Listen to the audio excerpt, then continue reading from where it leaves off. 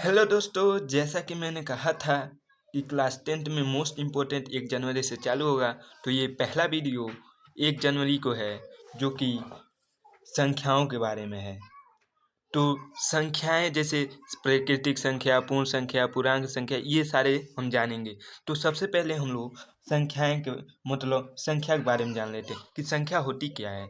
मतलब जिसके बारे में पढ़ रहे हैं उसको पहले जानना बहुत ज़रूरी है।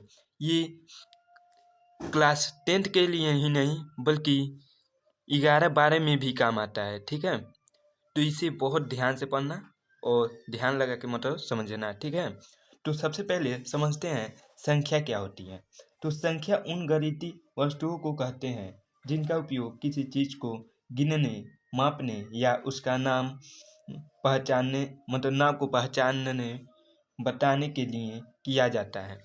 मतलब संख्या वो होती है जो किसी भी अंक को मतलब गिना जा सके। जैसे 1 हो गया, 2 हो गया, माइनस का भी हो सकता है, -2, -3, और दशमलव में भी आता है 1.25। ये सारी संख्याएं ये होती हैं। ठीक है, एग्जाम्पल में लिख लेते हैं। जैसे 1 हो गया, 10 हो गया, माइनस का 1000 हो गया, या 1.52 हो गया। ठीक, ये सारे हमारे संख्याएं होती हैं। ठीक है, और ये संख्याएं कई प्रकार की होती हैं, जिसमें से कुछ संख्याओं के बारे में हम लोग इस वीडियो में जानेंगे। तो हमारे पास पहला रहा है प्राकृतिक संख्या। मतलब प्राकृतिक संख्या किसे कहते हैं?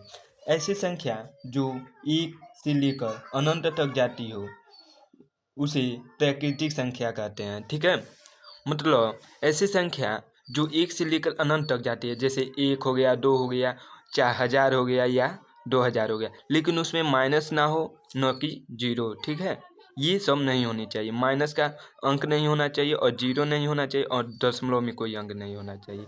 मतलब एग्जाम्पल में क्या लिख सकते हैं, जो 1 से लेकर 1, 2, 3 ये से लेकर अनंत तक जाती है। अनंत का चिन्ह ऐसे रहता है। ठीक है, उसे ही हम लोग प्राकृतिक संख्या कहते हैं। ठीक है,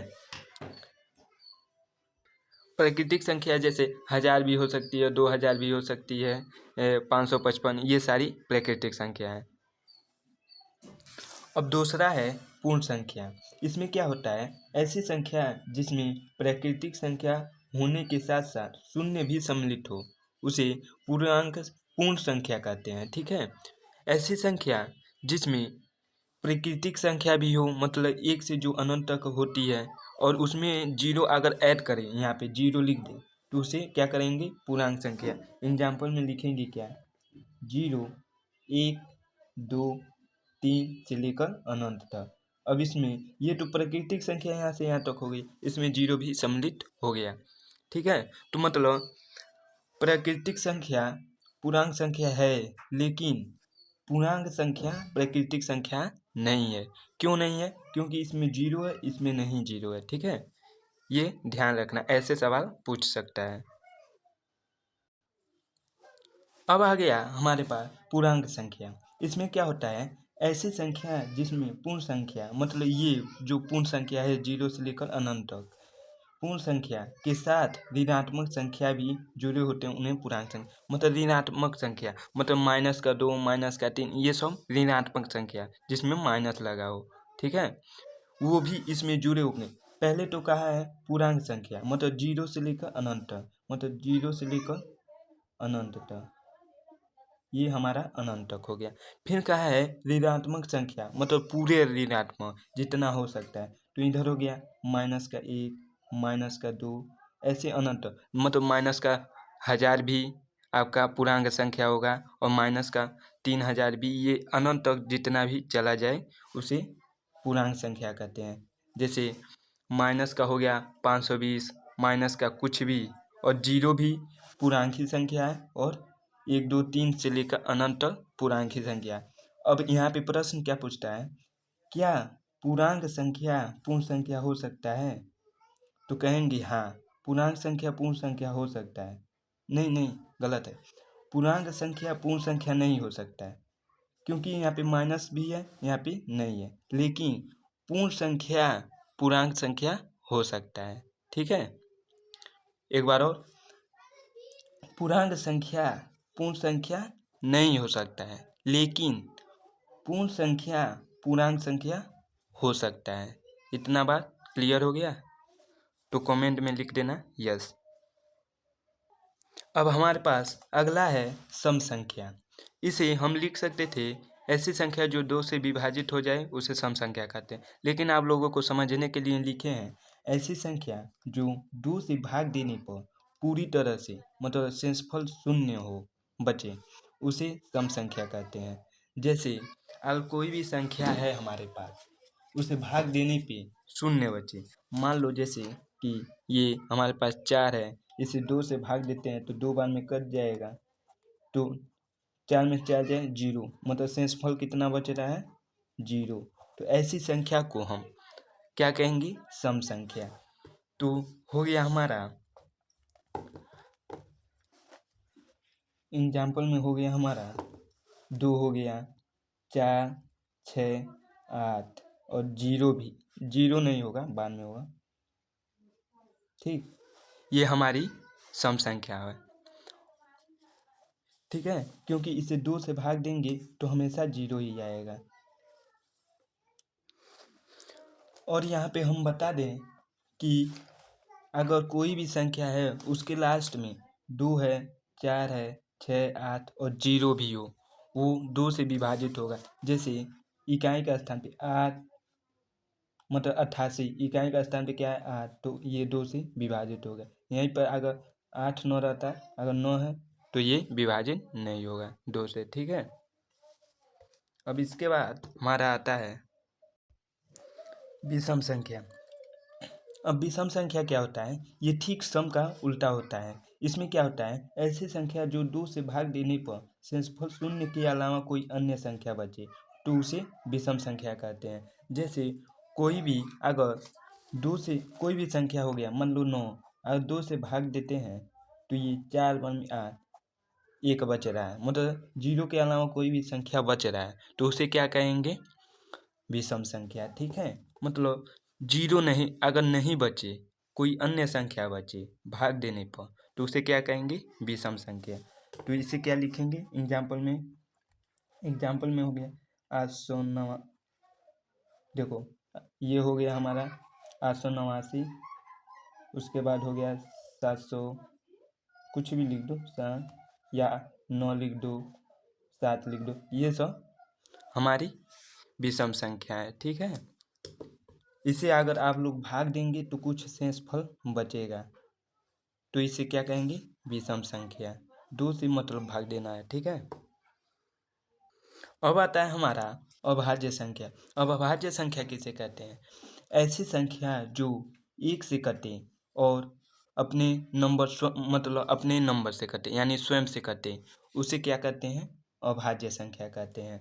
जैसे कोई भी नंबर हो गया, मान लो जैसे कि 7 हो गया, ये 1 से भाग देंगे तो 7 बार में चला जाएगा,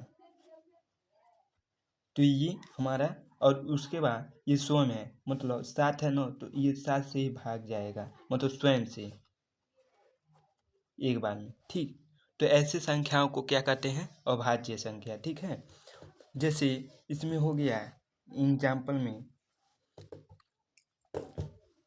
में हो गया हमारा 3 हो गया, 5 हो गया एवं 7 हो गया, ऐसे कई अनंत तक चलता जाएगा मतलब।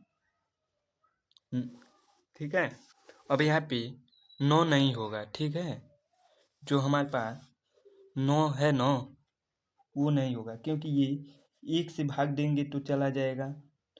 ठीक है, फिर 9 से भाग देंगे चला जाएगा, लेकिन ये 3 से भी भाग देंगे तो पूरी तरह से चला जाएगा, इसलिए ये 9 अभाज्य संख्या नहीं होगा। ठीक है, अब चलते हैं हम लोग भाज्य संख्या पर।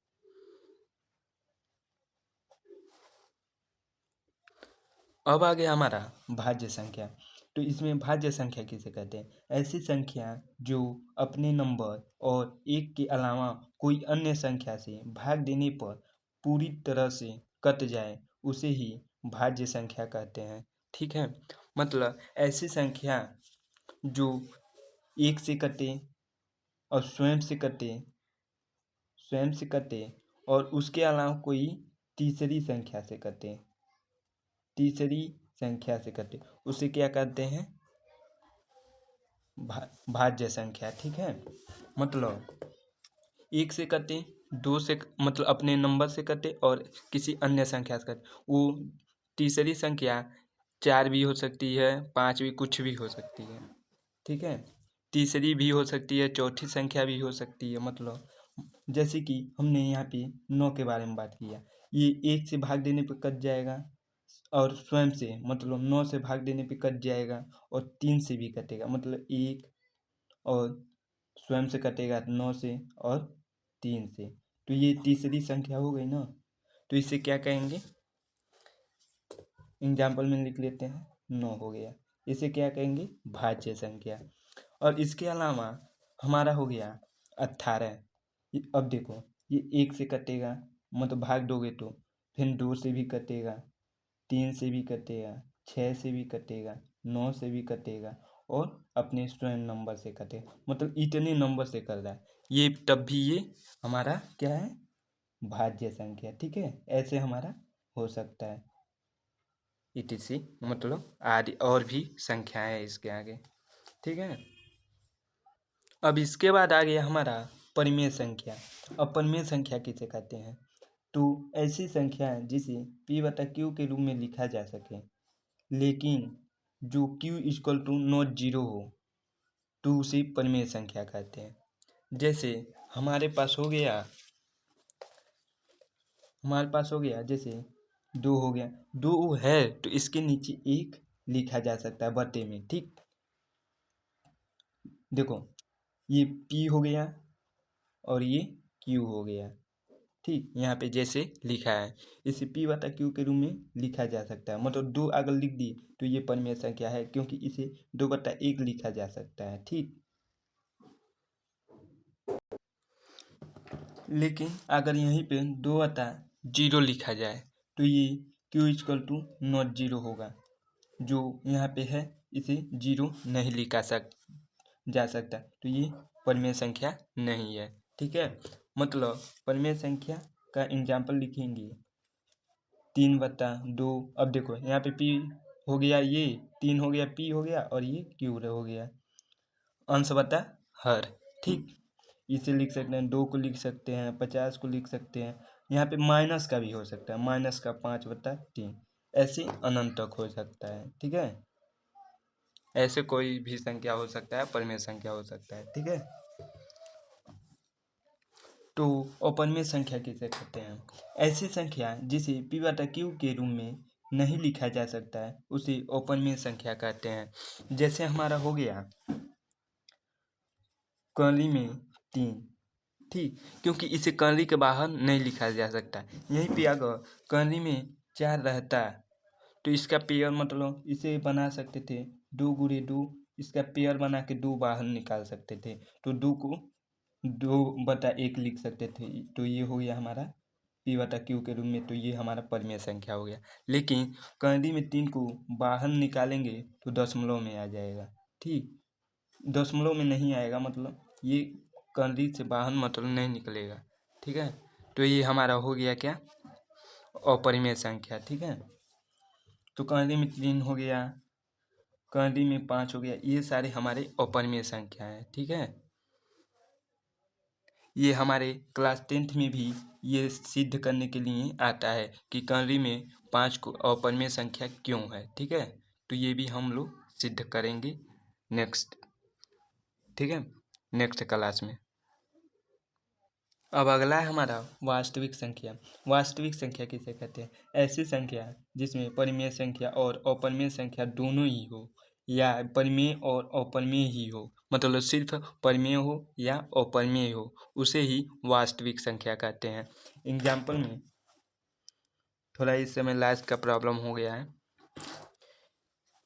तो वास्तविक संख्या कहते हैं। जैसे हो गया हमारा, जैसे बताया था मैंने, कर्ली 3 अपरिमेय संख्या है, लेकिन 1.25 ये हो गया हमारा परिमेय संख्या। ठीक है, मतलब अगर इसे लिखना होगा तो हम लोग लिख सकते हैं 1 2 5 और दशमलव के इधर है तो बटे में क्या लिख सकते हैं 100। ठीक, ऐसे भी इसे लिख सकते हैं। ठीक है, तो ये हमारा परिमेय संख्या हो गया। और कहा है यहाँ पे मेल से भी, मतलब करीब 3 1/2 ये भी हमारा क्या हो गया वास्तविक संख्या। ठीक है, अब ये हमारा परिमेय न परिमेय है न अपरिमेय है, ये हमारा हो गया वास्तविक संख्या। यहाँ पे देखो अपरिमेय है तो इसे वास्तविक संख्या कह सकते हैं, परिमेय है तो इसे भी वास्तविक संख्या कह सकते हैं। लेकिन यहाँ पे कड़ी में 3 अपरिमेय और 1/2 परिमेय संख्या, तो इसे क्या कहेंगे वास्तविक संख्या। ठीक है, तो यहाँ पे एक सवाल पूछता है क्या वास्तविक संख्या परिमेय संख्या हो सकती है, तो कहेंगे नहीं, क्योंकि कड़ी में 3/1/2 ये वास्तविक संख्या है लेकिन परिमेय संख्या नहीं है। ठीक उसी प्रकार ऐसे भी पूछ सकता है क्या परिमेय संख्या वास्तविक संख्या हो सकती है, तो लिखेंगे हाँ, क्योंकि यहाँ पे देख रहे हैं 125/100 परिमेय संख्या भी है और वास्तविक संख्या भी है। ठीक है, इसी प्रकार अपरिमेय संख्या भी पूछता है क्या अपरिमेय संख्या वास्तविक संख्या है, तो कहेंगे हाँ है, क्योंकि करीब 3 अपरिमेय संख्या भी है और इसे वास्तविक संख्या भी कह सकते हैं। ठीक है, तो एक लास्ट, तो ये समझ आ गया है। अब हमारा है लास्ट सहभाज्य संख्या किसे कहते हैं। तो यहाँ पे देख रहे हैं ऐसी संख्या जो मौसौप करने पर 1 प्राप्त हो उसे सहभाज्य संख्या कहते हैं। मौसौप का मतलब होता है महत्तम समापवर्तन, ये सबसे बड़ी संख्या होती है जिससे विभाज्यता हो जाती है। तो लेंगे क्या 5 और 1 7, इसका एलसीएम करेंगे तो आएगा 1×5 और इसका करेंगे तो 1×7। वीडियो लंबा हो जाएगा नहीं तो मौसम भी बता देते और लौसम भी। ठीक है, तो यहाँ पे मौसम करेंगे तो जो जो कॉमन है उस मिल रहा है उस पर गोला लगाएंगे और जो कॉमन मिला उसे एक बार लिखेंगे तो इसका क्या आ गया मौसम हमारा 1 आ गया, तो ये सहभाज्य संख्या है। तो उम्मीद होगा ये वीडियो पसंद आया होगा, तो मेरे चैनल को ज़रूर सब्सक्राइब कीजिएगा। तो मिलते हैं अगले वीडियो में, तब तक के लिए धन्यवाद।